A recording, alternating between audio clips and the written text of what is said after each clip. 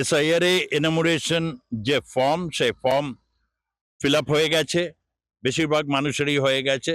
7 কোটির মতো ভোটারের কাছে ইতিমধ্যে সেই ফর্ম পৌঁছে গেছে এবং তার প্রায় 99% ফর্ম জমা পড়েছে। 2 লক্ষের মতো বাকি আছে, যেটা লাস্ট আপডেট এই অবধি হয়ে রয়েছে, কিন্তু তৎসত্ত্বেও প্রতিদিনই কোনো না কোনোভাবে জমা পড়ছে।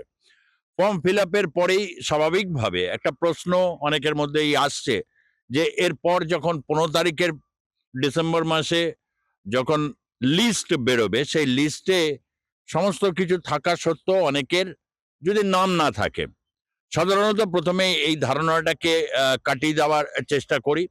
বিএলওরা রীতিমতো তারা যখন ফর্মটা আসছে তারা তার সাথে সাথে তারা লোড করা শুরু করে দিয়েছেন। প্রসেসটাকে তারা নিজেরা ভাগ করে নিয়েছেন। কাজটা বুঝে নিয়ে যারা করেছেন, তারা প্রাথমিক অবস্থাতে অনেক সময় হয় একটু দেরি হয়।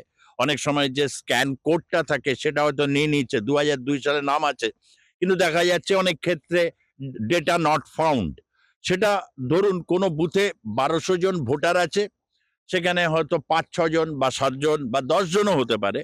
এরকম কেস রয়েছে। তারপর ধীরে ধীরে বিএলওরা যত দিন গেছে কাজ করতে করতে তারা বুঝে গেছেন সেটাকে কার সাথে ম্যাচিং করাতে হবে এবং কিভাবে ম্যাচিং করাতে হবে সেগুলো উঠে গেছে। তৎসত্ত্বেও অনেকের যখন হয়নি, বিএলওরা সেটা তারা নির্বাচন কমিশন বা ইআরও যারা রয়েছেন তাদের সাথে যোগাযোগ করে একটা শর্ট আউট করছেন। এইভাবেই কিন্তু গোটা প্রসেসটা কিন্তু চলছে।